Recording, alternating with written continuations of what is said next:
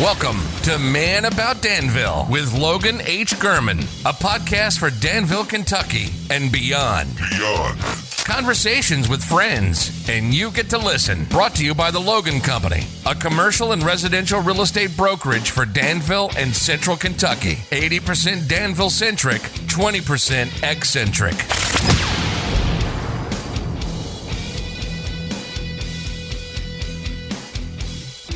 Good morning, Danville, Kentucky. You're listening to Man About Danville. I am the man about Danville himself, Logan H. Gurman. This is the most influential and fastest growing podcast for Danville, Boyle County, the Bluegrass region, and the entire state of Kentucky. Thank you for joining me on the Friday of a Memorial Day weekend. Memorial Day, the traditional kickoff of summer. School is out. Summer break has begun, but let's remember the real meaning behind Memorial Day. It's a day where we honor and remember those who have given their life in the service of this country. My gratitude and thoughts are with them, those who have lost loved ones, and for that matter, everybody that's ever served this country in uniform. I want to thank you as well. Also, I want to thank everybody that's involved with educating my kids and all the other children of this community and teachers and administrators everywhere. It was a mess of a year. It is good to have it behind us. I don't know how they did the job they did. It was an Herculean task, but all these teachers did such an amazing job taking care of my kids and all the other kids in our community, the teachers, the coaches, bus drivers, everybody in food service, the central office. I want to thank all those folks for all they did, all the time and effort they put in taking care of our kids. As I said, Memorial Day weekend, that means it's the kickoff of summer. So maybe you're on a road trip. Maybe you're heading to the lake, heading to the beach, headed to the pool. If you're like my dad, you're probably cutting hay. So this is the summer reading episode.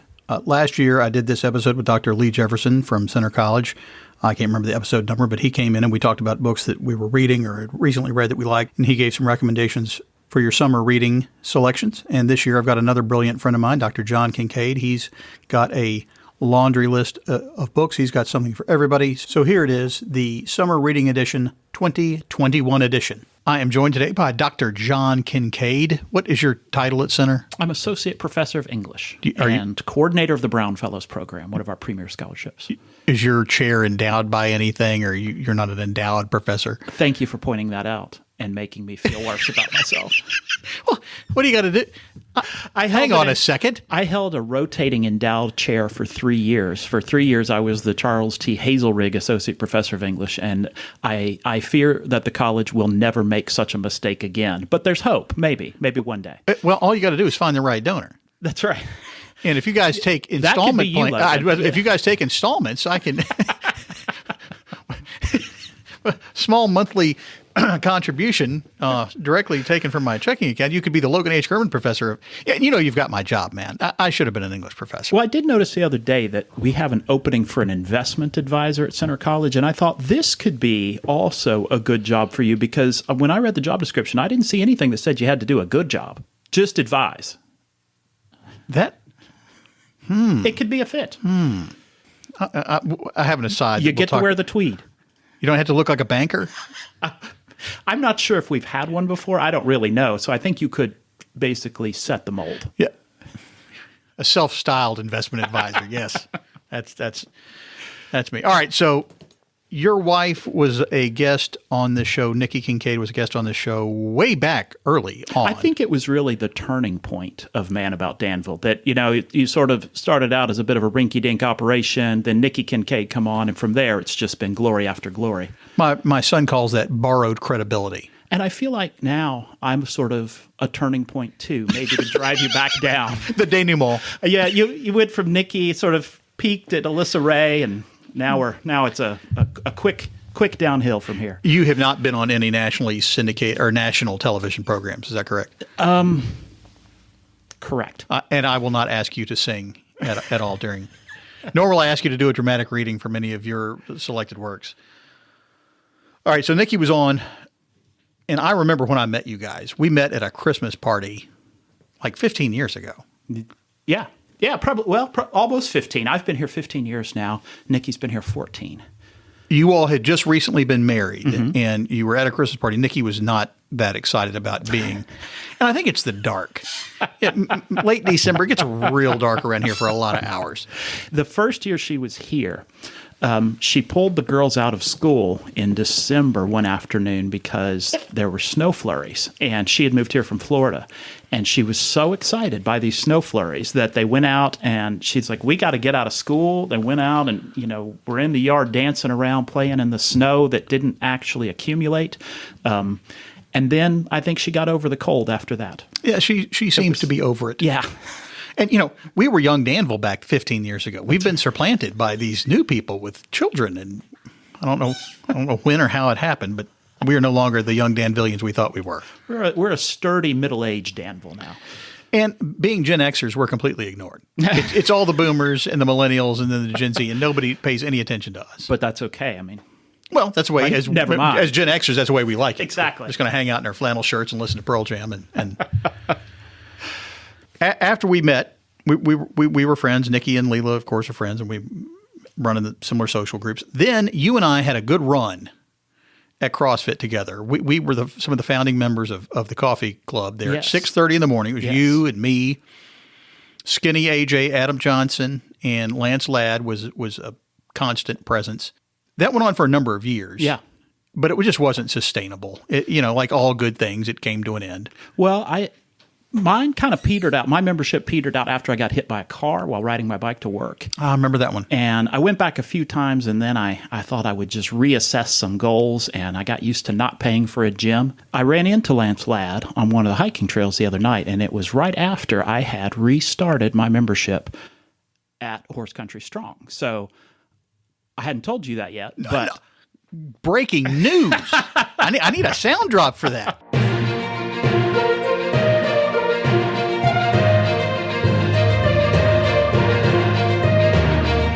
I was just going to show up. I was thinking maybe you'd be there Friday at 8:30.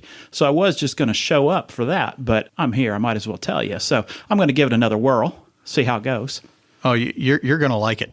Well, and that's when I've been going a lot at 8:30. That going at 6:30. I started going at 6:30 in the morning because I started in the summertime. Yeah. It was so the building's unair conditioned, which is part of the romance of the thing.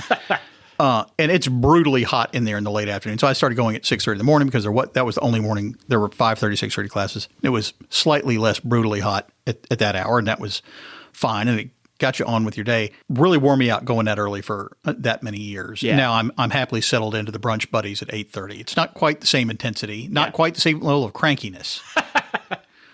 That's the real difference. There was some middle-aged crank going on at 6:30. In the very early days, I know I've told you this before, but there were a few times where I had to lie down on the floor in my office and take a little nap around about lunchtime. And I don't have any kind of setup on the floor in my office. I was just sleeping directly on the floor for about 20 minutes. Really refreshing in the middle of the day. Really off-putting to students who knocked on the door and then they don't see any movement, and then I somehow answer the door. That was strange to them. So. And you just told them you were meditating. Exactly. And they might believe that coming from a professor. I was being mindful of something. Costanza built a shelf under his desk in an episode of Seinfeld for this purpose. I'm still filled with envy about that. We could probably make that happen. There's a summer project Were for I you. more mechanically inclined, I'd be all over it. No, we don't. We can. Nobody will be on campus for the summer. We'll just go in there and make some changes, and nobody will know. All right, we're still doing double unders. You were Professor Double Underdoor. That was one of my. Was that where it came? Yeah, I think there were a lot of nicknames there. Also, the Brofessor. That was a complete favorite of mine. And I give nicknames to everybody that I work out with. I think you'll have to give me a new sort of pandemic pudge nickname that once you see my lack of athletic performance. Well, I plateaued several years ago. Yeah. It's everything just hurts. But anyway, yeah. All right. You turned 50 this year, right? Yeah. Yeah. That's why everything hurts. Yeah. Because we're not. I mean, I started, I think, when I was 40. I was 42. Yeah. It's different even from then. Why I didn't? Well, I know why I didn't start when I was 25. I was invincible and nothing was ever going to go wrong at that point. But anyway, all right. So here we are. This is the summer reading episode of Man About Danville. Last year, if you listened, it's Memorial Day weekend. If you're on a road trip, you probably want to, either pull over and maybe order. I don't know whether you can order from Plaid Elephant Bookstore yet or not, but I think you can. Yeah. She may have a website up. Yeah. That's the local bookstore. It's going to be opening downtown Danville, or wherever you find books. You can place your order, maybe even on your phone. I don't know. But let's talk books, John Kinkade. Yeah. You're a professor of English. I want to talk about some that you're reading now, some that you recommend for summer reading, and just some of your general favorites over the years. Let me give you one piece of reading advice before I do that, and that is I've gotten more concerned recently with the number of books I own, and particularly thinking about eventually I will die and pass them to my children who will not have space or desire for them. Like so many things. Exactly. Our children have no appreciation for stuff. So I'm being a little more careful about how many books I bring into the house. And I use the Libby app, which is connected to the Boyle County Public Library. But then you can also, for $50, get a library card at Brooklyn Public Library, $50 a year. And then you can use the Libby app with them as well. And they have a much bigger selection, as you might imagine, and more copies of electronic books. So if you read on Kindle, $50 invested in the Brooklyn Public Library I've saved a lot of money so far this year. Wow, that's pretty. Breaking news, pro tips. This podcast has everything. Probably time for me to go. I mean, really, I'm not sure it gets any better from there. Man, but it does. Tip of the day. But it works with your Amazon Kindle. Yes. Okay. Yeah, and I read a lot of crime fiction, and so I think Kindle's great for things that are heavily plot driven. Scholarly books aren't so great. Things you want to take a lot of notes on, but something where you're just being driven forward by what's happening. I want to read on Kindle. I use my Kindle for note taking for highlighting purposes. Yeah.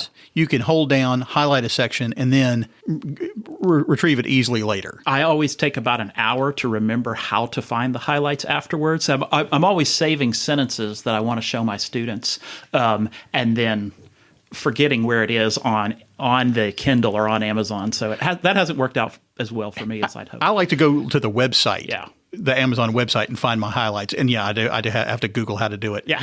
But they're there. Yeah. And they're handy. It's also handy for cutting and pasting, but I'm sure you wouldn't recommend that for any of your students. Well, it's great for dropping in quotations. Yeah. So I do it that way. Drop it into a PowerPoint if you're going to, you want to pull out certain and passages. It's easy to find the citation for it too, because it's all right there, the same thing. Yeah. A book I don't know whether I talked about it with Lee or I talked about it with my friend Eric Smith, who was an English major with me at Rhodes, and he was a podcast guest several episodes back too. But a favorite book of mine, and one of Eric's and one of yours, is A Fan's Notes. Yeah. Don't recommend that for summer reading for most people.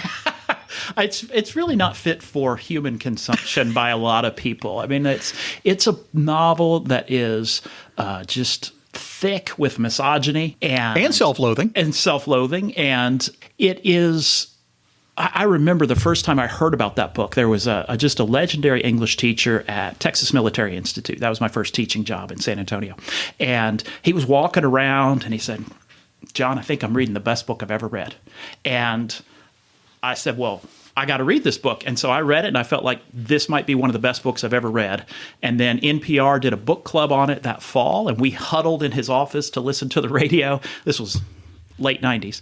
And and I think what's so interesting about it is it takes all these ways of thinking like Hemingway, all these ideas about masculinity, and by the end of the novel really turns them on its head, and he recognizes what he's not living up to. And I thought it was really powerful that way. Well, not for everybody.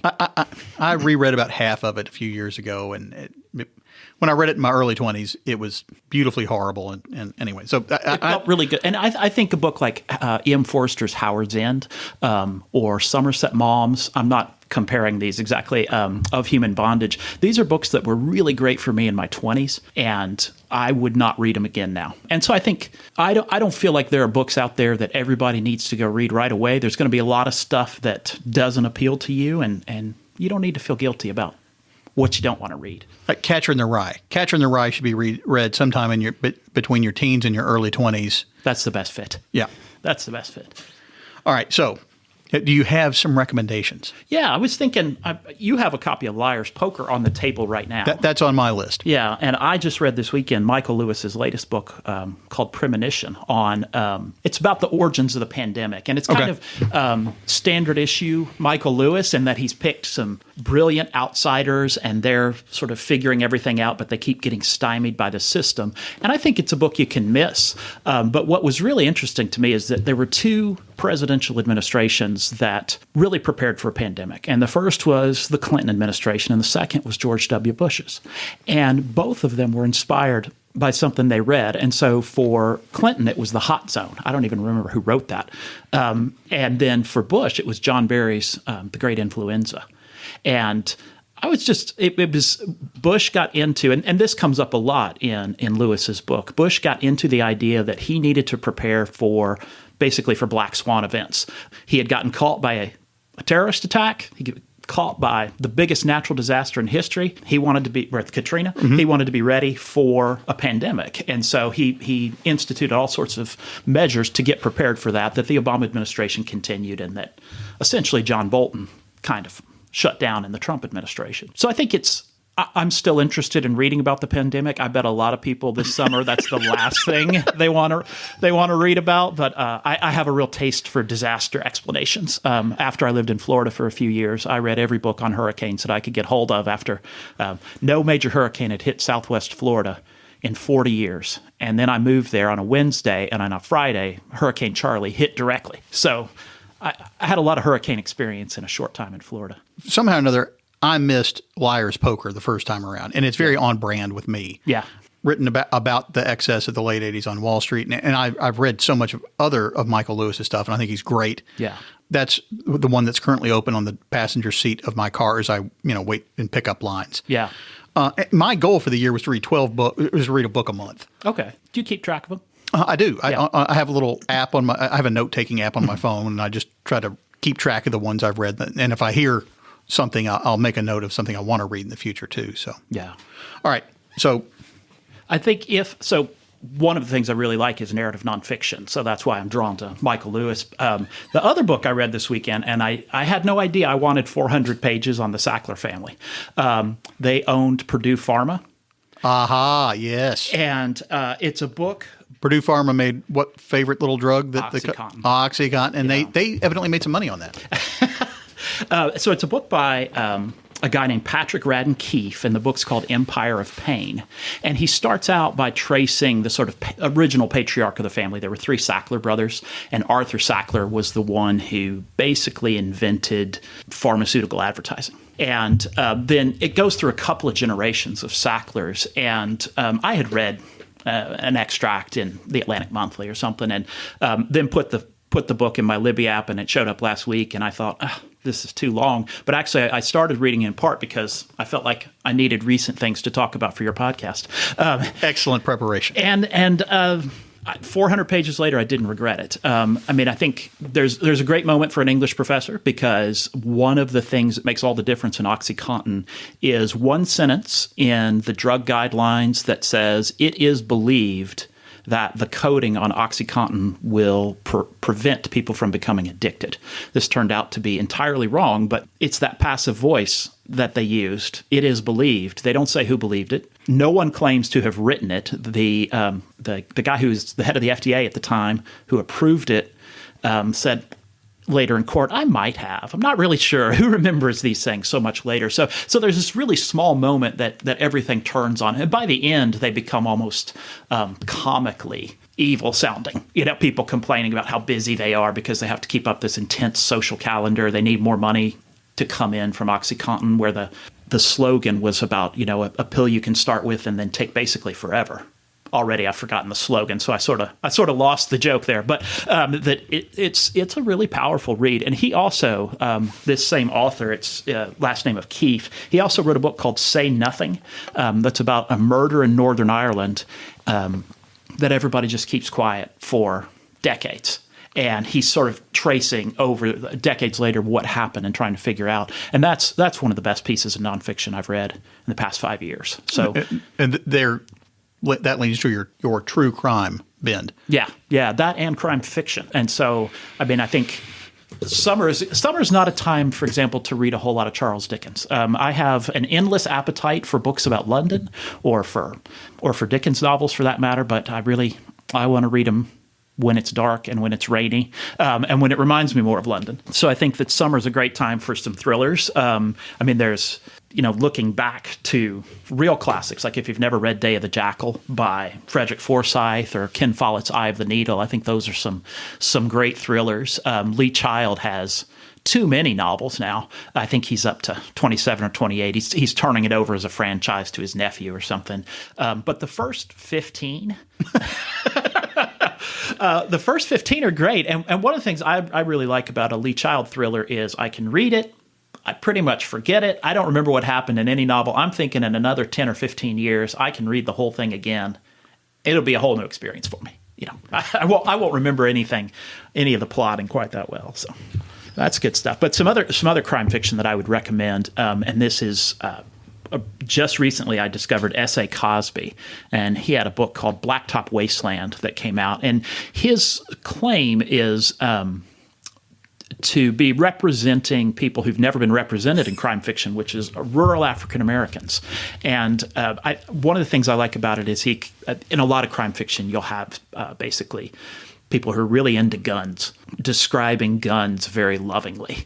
And he's describing cars very lovingly, which is not something I care very much about. But there's a lot about sort of using cars and getaways. So Blacktop Wasteland is this great heist novel.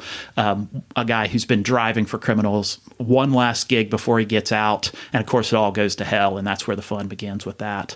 He has some other novels I haven't read yet, but I think it's S.A. Cosby, somebody to keep in mind. All right, that's a new one. I haven't heard of S.A. Cosby. I have a list here, as you can see. I was also thinking about Attica Locke.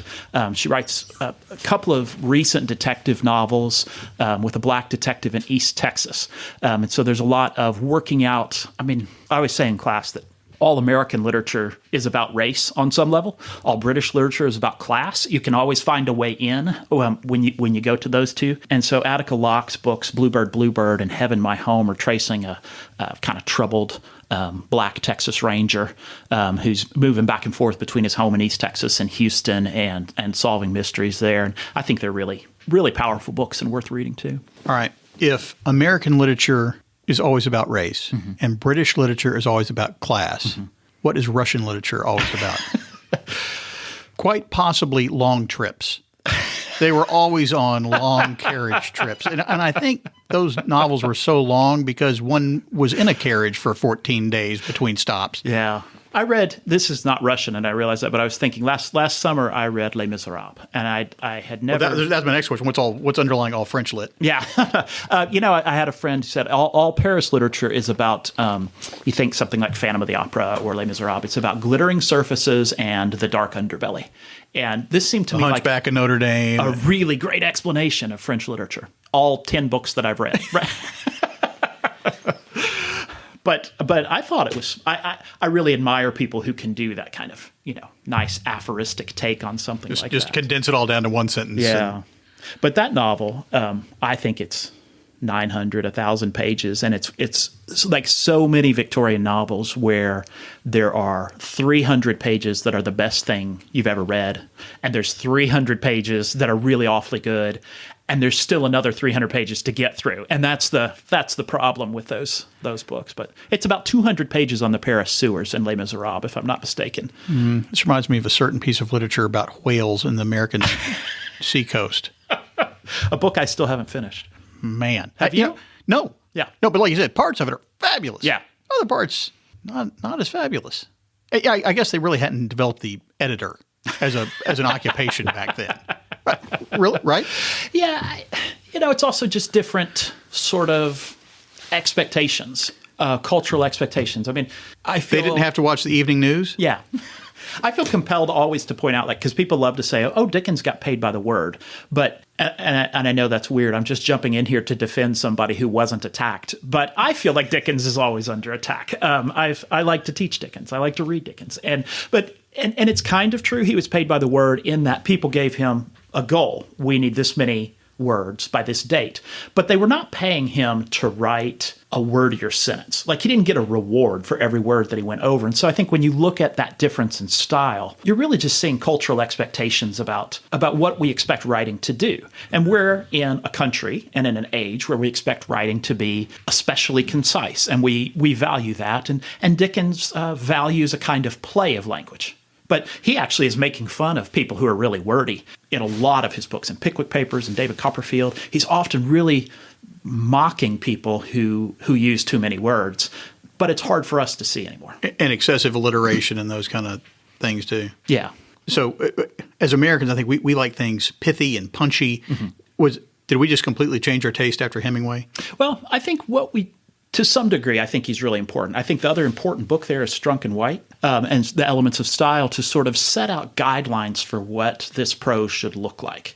The origins of people wanting to write in a plain style goes back to the 17th century and the Royal Academy in London, trying to set out a scientific way of writing. So I think if you're looking for somebody who's writing really simple sentences, really easy to understand, you can go to Jonathan Swift and read Gulliver's Travels, and that reads fairly well as an adolescent book now, because he's got that style of valuing clarity above all else in ways that we understand to mean clarity. But I do think Hemingway's really important there, and Strunk and White. And then I think for us, things like how the ACT thinks about language continues to influence, like what that test does to say, this is what correctness looks like, this is what good writing looks like. That gets put into the curriculum, and we start thinking about language according to that particular rule. I picked up some book on style written by a copy editor, and now I can't think what it is. Sounds like Dreyer's English. Yes. Yeah. Oh, that's why we're friends, Kinkade. and he there are some hard and fast rules that I feel like I'm robbing a bank if I start a sentence with a coordinated conjunction. Yeah. And he says that's okay. And another book that I read, I can't remember what it was now. A book I recently read that I recommend. This is How Do You Sound Like You're in Your Late – Tell Me You're in Your Late 40s Without Telling Me in Your Late 40s. I was watching 60 Minutes the other night, and they had an author on it. I'm like, I want to go read that. It was Colson Whitehead, who I think you said has been at Center. Mm-hmm. And I read The Noble Hustle. Mm-hmm. And I like poker. And it was nonfiction. I think it was written originally for Grantland, or started as a piece for Grantland on getting into and playing the World Series of Poker. And I liked it as nonfiction. I liked it as a book about poker, but that was the most Gen X thing I had read in years. That guy would have been sitting around our apartment not wanting to go to class and watching MTV in a flannel shirt, a pair of khakis, and anyway. And then, also accidentally writing a couple of Pulitzer Prize winning novels. That wasn't happening among anyone else time. Sitting around at our in Memphis, but that was one I enjoyed. But there were a couple of places in there where he was taking liberties with the language. Yeah. And he's a writer, I'm not. It just felt like, you can't say that. But when I taught history of the English language in the Center term this January, Is this where you're going to use the funny accents on? Maybe. I'm not promising anything yet. But I kept looking for things to talk about. I'm really interested in the ideas of what is correctness. What do we mean by what can you do with the language? And it changes. It is not static. Not at all. And for most of the history of the English language, there were no standards of correctness that went beyond, are you able to communicate with the people you need to communicate with? And so as I would look for people to discuss different grammatical rules when this really comes in and gets codified in the 18th century, they would all talk about not ending sentences with prepositions and not splitting infinitives. And they would talk about these as zombie rules. Who cares anymore? It was completely improper to say to boldly go where no man has gone before. Right. And this is the example that everybody goes to because they want to say, doesn't this sound better than any other way that you would organize that phrasing? And I was frustrated because I thought, I was frustrated because I didn't want to go do the work of reading all these 18th century grammarians. I had a class to get ready for, right? Like I only have so much time because I also have to learn more about Middle English. But then finally, as I did read more of the 18th century grammarians, as I did more work on it, what I realized is, they were harping on all the same rules as well. Like when you start to think about the ways that we think about really proper grammar and proper English, we've got these distinctions like that in our high school, they spend a lot of time on like lie and lay.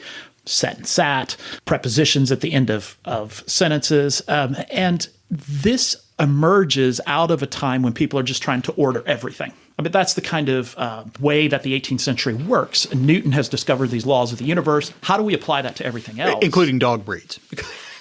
Well, they're categorizing everything, right? Like, I mean, you've got the encyclopedia says we're going to put all the language in here. And of course, they immediately run into the problems that something like Wikipedia helps to solve, because what Wikipedia can do is real easily indicate the way that all of this knowledge is interconnected. And so I think that also, I have to tell you this little story about that age. I was looking through some books about, there was a big mania for pronunciation guides in late 18th century, early 19th century United States in particular. Okay. As though Americans were just really concerned about how they sounded. And there does seem to have been a more concerted effort in the United States to establish a kind of American accent so that people across the colonies could understand each other. Whereas in England, where people had lived for so long, you have real strong accent variation in very short spaces, really small spaces. City to city. Yeah.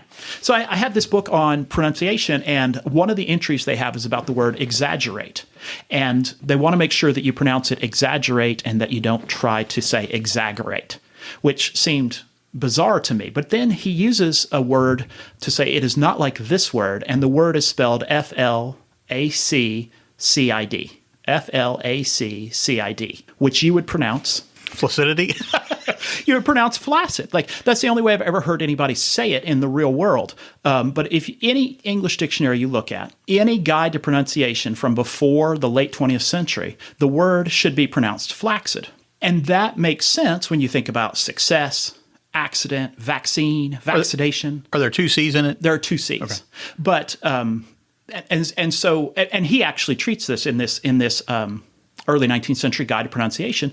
He assumes that you understand that flaccid is pronounced flaccid. But through a process where we transfer the pronunciation of one word over to another, flaccid looks a lot like the word placid. And so it seems to have picked up a pronunciation there. Some people also think, like, well, it's a word that's about softness, and so it's kind of soft an onomatopoeia. Yep. Right, soft C sounds. But I guess my point here, and there is one, I'll get there eventually, maybe.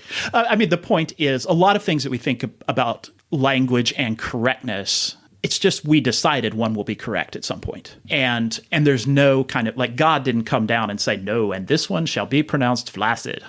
So it's a habit, it's a network of communication that just builds an understanding of what correctness is. And it's not really worth it to go around and take people to task for split infinitives, after all, I'd say. That from an English professor.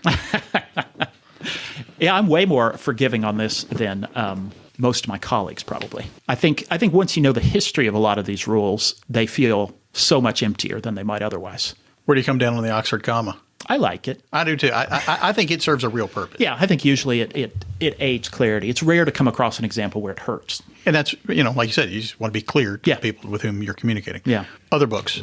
What else? What you got next? I thought about a couple of short reads. All right. And these, neither one of these is really recent, but so I like the website LitHub, and I would also recommend lithub.com is like a great place to go for recommendations. Their list of the 20 best books of the Millennium, I think I've done about 17. All of them are winners so far. Is that this or the previous? This one. So the first 20 years of this century. I think their number one was Helen Dewitt's The Last Samurai, which is the novel about a single mother raising, and I know what you're going to say. You're wondering if it's related to the movie? No, I was wondering if it came in a manga or comic book form, graphic novel. It does not. Oh. But it's interesting because she released this book, I think in 2000 or 2001, and it was right before the film with Tom Cruise came out. And so her book, which was well received by critics, basically was forgotten. In fact, it went out of print for about 10 years, and then people started to rediscover it, and it's compellingly readable. So I think LitHub has some great lists. And a couple of things I discovered off there. The first would be Jenny Offill's Department of Speculation, which is about 162 pages, about a woman. She's narrating her experience with her husband's infidelity, and it's fragmentary and experimental and hilariously funny. And so Jenny Offill's Department of Speculation. I can't say as much for her novel after that, Weather. It was fine, but Department of Speculation is a great one. And then a Japanese novel by, I think it's Sayaka Murata, and it's called Convenience Store Woman. And it's about a woman who's in her mid-30s, and she's worked at a convenience store in Tokyo for about 18 years, and it's her whole life. That's all she wants to do. And everybody around her doesn't want her to work at a convenience store. Her bosses think you need to move on. But every day she comes in and she wants to straighten things. She wants people to have a good experience in the convenience store. And I think it's just a great little book for thinking about what it means to fall outside the expectations of others. Like what if you really were clear on what you wanted, and what that was something that was very different from what everybody thought you should want. It's worth reading, and it won't take you very long. That's a benefit in the summer. That's fast. So do you have your own list at LitHub? Is there a John Kinkade list? No, it's not like Goodreads or something where you put there. It is more reporting on literature, but they do a lot of ranking and lists, which I mean, I find really fun, not because I think you're going to get it right. You know, to say Middlemarch is the greatest English novel is obviously correct, but not for everybody. So, I mean, but of course it's true. I mean, but I would think like a BBC list of the 100 best English novels. I love to go through things like that and find what I've missed. With your fondness for crime lit, did you get started with Sherlock Holmes? I did not. I was very late to Sherlock Holmes. I started. I know you're a Sherlock Holmes fan, I right? am. Yeah. I started with. So you know the publisher, the Library of America. They publish those really nice volumes, cloth bound, and they have a black cover, and they'll have like Faulkner, the early novels, Welty, everything. I mean, and so they're $35 a piece or something, and you're buying a lot of stuff you probably don't necessarily want to read sometimes. But it does look good on the shelf. Oh, it's beautiful on the shelf. It's beautiful on the shelf. And your kids won't care about it once you're gone. Exactly. They're quarter a piece in the yard sale. But they have a couple of volumes on crime lit, and I started with Jim Thompson and Patricia Highsmith. And Patricia Highsmith wrote The Talented Mr. Ripley. Jim Thompson, the novel in there for him is The Killer Inside Me.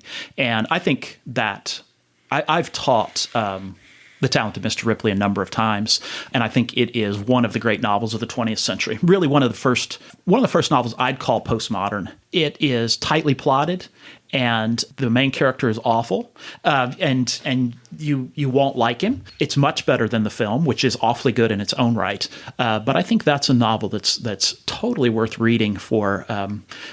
Think about what it means to be a self in the modern world, honestly. I mean, that sounds a little pompous. But it sounds so much less pompous when I say it in class. And then you put it on a podcast, and it really feels when you put it on a podcast called Man About Danville, everything sounds a little more pompous.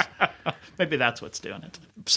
And Jim Thompson writes these really dark, he's really dark crime novels. So I think of, there was a professor at the University of Texas where I got my graduate degrees, and he wrote a book on crime fiction, and he sort of traces a history of, in the 18th century, you have like Daniel Defoe writing Moll Flanders, and you have a lot of books about criminals. And then in the 19th century, along with the emergence of a police force, the Metropolitan Police in London coming, I think, 1838, you have detectives coming into literature. And then when you get to Sherlock Holmes, I do think you get this really wonderful distillation of what the detective can be. And by continuing over that series, what Conan Doyle did, I think, is sort of allow other people to take detectives and make them these little epic heroes for our time. And so as you go through the next 100 years after Doyle, I think when you want to sort of claim a heroic status for a people who have been denied it, you create a detective figure who fits that identity. So you have African-American detectives, or it was fairly novel for Agatha Christie to have a woman detective with Jane Marple. And so I think that's you're seeing in the rise of the detective, the rise in a culture that has a lot of confidence in the importance of thinking. And in a knowledge class, as the sociologists would say. And so I love Sherlock Holmes for that. I also love that his big inspiration was a doctor at the University of Edinburgh. Conan Doyle was trained as a doctor as well. And that guy's last name was Bell. And one of his grandchildren moved to the United States and was living in California and wanted to find a way to make money. So he opened a hamburger restaurant, and that didn't work out. And he said, well, I need to find a way to make money from ground beef, but not with hamburgers. And so he invented Taco Bell. Boom. That you're not going to get that kind of information on any other podcast. It really doesn't help you understand Sherlock Holmes, but it's a kind of an amazing story, I think. Well, I've liked Sherlock Holmes since I was probably a teenager. Yeah. And I the stuff that I really gorged on as a kid from the Boyle County Public Library back when the kids department was, in this basement room. Was Miss Libby there? I think so. Oh, that's and the rabbit. It's probably a different rabbit. But it was Alfred Hitchcock's Three Investigators and the Hardy Boys. Yeah. And and then I think even Encyclopedia Brown was probably like, third grade. And then I moved up to Hardy Boys and Investigators and then Sherlock Holmes. I loved Encyclopedia Brown. And sometimes when I think about it, I have a brother who's 3 years older than I am who read Hardy Boys. And so he sort of disallowed me from reading his book. So I've never read a Hardy Boys book. To this day, I've never read one. But I still am angry about a particular Encyclopedia Brown mystery that I couldn't solve because I didn't know what lox was. The thing you put on a bagel? The salty fish, yeah. Oh, okay. I was going to guess the case of the gurgling baby. Yeah. The babbling baby. The character keeps going to a water fountain, and that's how we're supposed to know he's guilty because he's been eating lox. And I kept thinking, what's lox? Who's ever heard of lox? We didn't have it in Warren County. They weren't a big mover in Bowling Green, or well, maybe somewhere, but you just not weren't. in the 70s. All right, let's. Any other books? Well, I mean, because we could also talk about coffee and food. I'd love to talk about both those things. It's like coffee talk. I mean, I would. Now, have you read Devil in the White City by Eric Larson? I may have started. Is that about Berlin? No. Now, Eric Larson did write another book, and I just forgot the title, but it's about Berlin. But this is the one about the Chicago World's Fair and the serial killer who's sort of feeding off of it. I think I read the first one. I think I read like the first chapter, the one that happened in Berlin. No, I haven't read Devil in the White City. Yeah, I mean, I think of that as just, if it's one of those, there's a few books that I feel like you can recommend to almost anyone, and they take pretty well. I also often recommend Lionel Shriver's We Need to Talk About Kevin. Oh. Did you read that one? I've heard you mention that one. You've told me what it's about, and I have no interest in reading that one. It's the single most harrowing book I've ever read, and I've had people say to me, like, I really hate you for having suggested this book. It is the letters written by the mother of a school shooter to her estranged husband, and it's really. There are problems with it, but it's really a powerful book. I think just an immersive experience that you just don't want to be immersed in the world. That world is the problem with it. The world's bad enough without me reading that one. I have really bleak tastes in literature is one of the things that I also know about myself, and you've also heard me talk though about Anne of Green Gables, which is one of my favorite novels. I just wrote an article about Anne of Green Gables. I never came upon it. I mean, one of the things about our education system is that we don't expect boys to read books with girls as main characters, but we will assign books with boys as main characters to girls. And so I had never read Little Women. I had never read Rebecca of Sunnybrook Farm. What about Anne of Green Gables? Actually, I did growing up read some, like Trixie Belden. I think I had some of my mother's. Yeah, and one of her favorites was The Secret Garden. Oh, I love that book. I think it's really problematic. That's why I love it. I love because by the end, it is an argument that you don't need medical care. There are no health problems. She really was in the thrall of this system. I can't remember what it is. Is it Christian Science? I think but it's a beautiful book about, and I think that book, Secret Garden and Anne of Green Gables, to me, they're real turning points in children's literature, which is something I teach from time to time. In that's the moment in the 1890s and the first decade of the 20th century when we really start to see this shift towards children teaching adults. If you look at something like Little Women, the girls always learn from Marmee, and Marmee never teaches them. I mean, they never teach Marmee anything because she's a sort of figure of infinite wisdom, I think.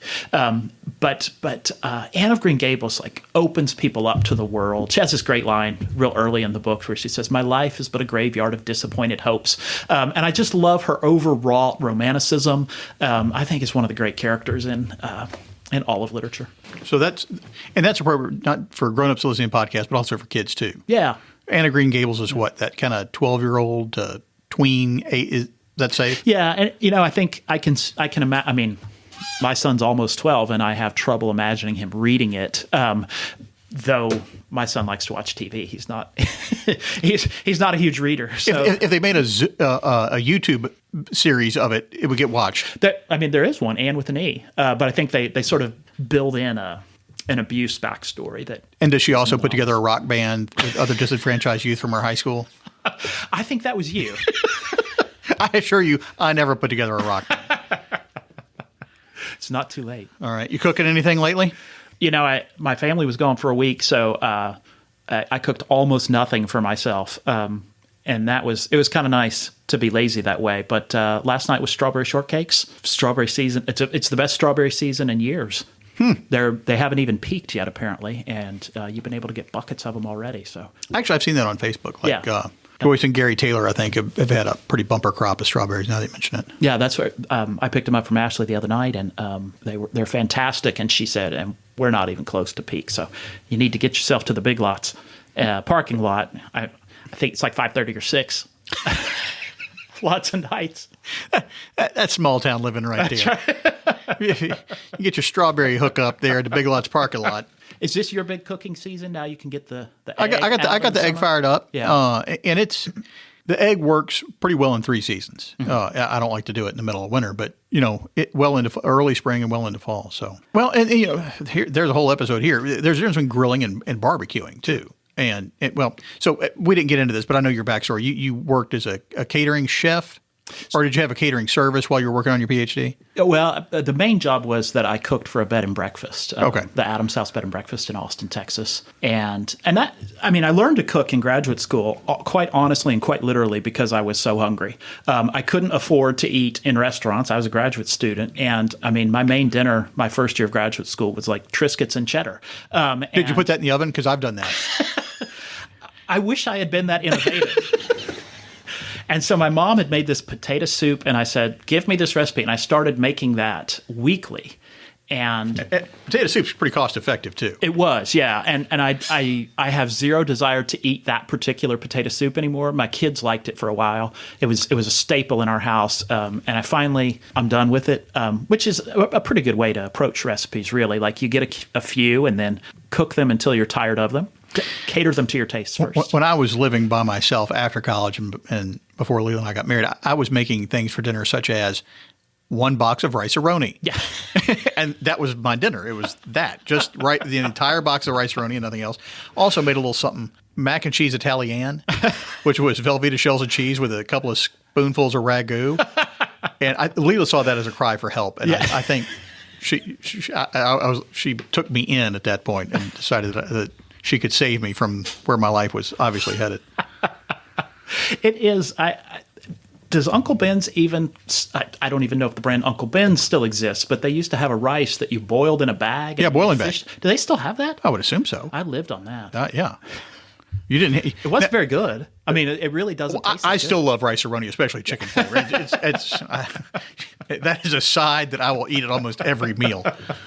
There's an essayist named Megan Daum who has this essay about being around people who really care about their food, and then her father gets remarried, and she goes and the new wife makes like this tuna casserole, and the buildup is about like she saw her open the Campbell's cream of mushroom soup. It's all 1950s prepackaged home ec teacher cooking, and the sort of punchline of the essay is she says, this is the best thing I had ever tasted. Like she just loves this kind of food rather than, the freshness that foodie culture values, which I value.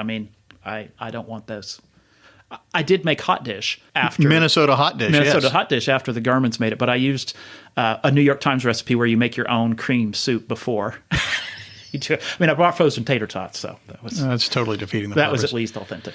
And that was from America's Test Kitchen that I got the idea. That showed up there. It was a kind of a northern Minnesota version of shepherd's pie, I thought. Yeah. I remember you saying like it's filling or stick to your ribs. Yes. It did not live up to my expectations. Not that they were that high to begin with, but anyway. All right. Any other books? Any other recommendations? Oh, man. Cassie Chambers' Hill Women, a book.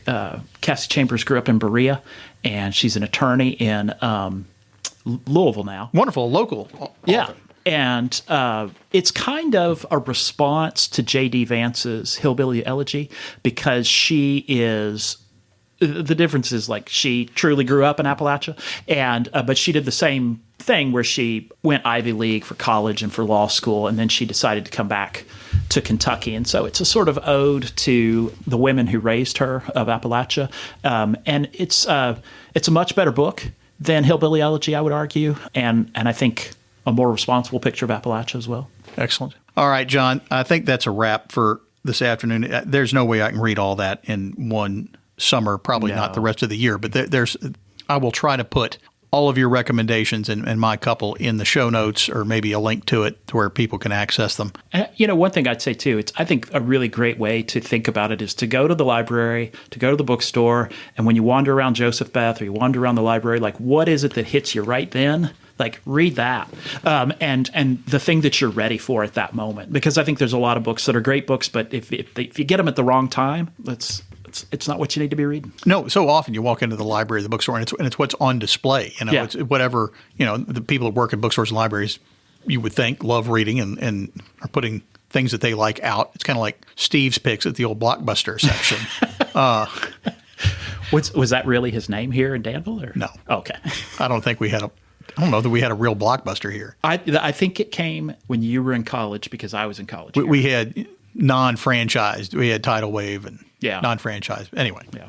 All right. Well, John Kinkade, Professor Dr. John Kinkade, thanks so much for your time today and wonderful recommendations, and always a pleasure to chat with you. I look forward to seeing you. Thanks so much for having me. Back in the box. All right. Back in the gym. All right.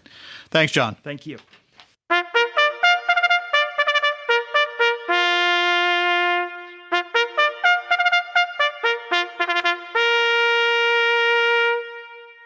What's up, Danville? Danville. What's up, Danville, of course, is the news you can use here in our fair community. It's summer season's kicking off. It's nice to have some things to talk about now that restrictions are being lifted and we can start moving about the cabin freely with our masks off in some cases. First up, Pioneer Playhouse resumes live theater on June the 11th. They're presenting Clue on stage. That's a play about the board game. I think it's also been adapted into a movie. More information at pioneerplayhouse.com. Recently, I saw that the Soul of 2nd Street Festival will be resuming later this year. That's tentatively scheduled for September 17th and 18th, near the end of summer. I hope to have Michael Fly Hughes on here to talk about that at some point in the future. Always a fun event. The Farmers Market is open for business on Constitution Square on Saturday mornings. Be sure to check out them. And last but not least, back in brass, the Great American Brass Band Festival resumes this year after taking last year off. They also will start festivities on June 11th. Spoiler alert, watch this space for more information. I am planning a Great American Brass Band blowout episode that will drop right before the festival begins. So if you want to listen to that that weekend, I'm going to have all the information that you need. So check that out. I'd like to thank my guest, Dr. John Kinkade, for joining me with all his book recommendations to keep your summer reading list filled. I'll try to get links up to everything I discussed in the show notes. Do you want to get in touch with me to either talk about the show or real estate? You can email me at manaboutdanville@gmail.com. You can find me on my website, manaboutdanville.com. I'm on Instagram at manaboutdanville. The Twitter handle is at mandanville. Facebook page, Man About Danville. You can find me on Apple Podcasts, Spotify, iHeartRadio, Google Podcast, just about anywhere else, including YouTube. I have a few subscribers on my YouTube channel, so thanks for checking that out. I appreciate it. If you have a moment, hit the subscribe button, hit the like button, or give me a review. Those are always welcome, and it helps spread word about the show. Until next time, shop local, eat local, be well, have a great Memorial Day weekend, and thanks for listening. That's it. We're out. Thanks so much for listening. We really appreciate it. Subscribe to Man About Danville wherever you access your favorite podcasts. And be sure to tell your friends about us. You've been listening to Man About Danville with Logan H. Gurman, brought to you by the Logan Company, a commercial and residential real estate brokerage for Danville and Central Kentucky. Know someone who would be a good guest? Want to be a guest yourself? Have an idea for the show? Get in touch with us. Find all our contact information on the web at manaboutdanville.com. Thanks for joining us.